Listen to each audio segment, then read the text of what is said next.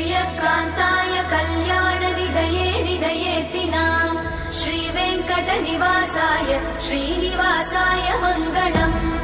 लक्ष्मी सविभ्रमालोकसुभ्रूविभ्रमचक्षुषे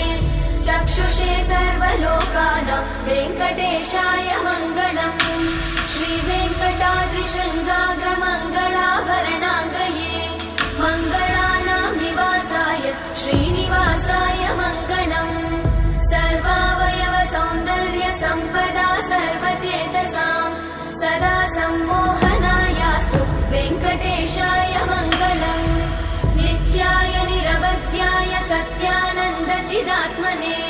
सर्वान्तरात्मने श्रीमद् वेङ्कटेशाय मङ्गलम्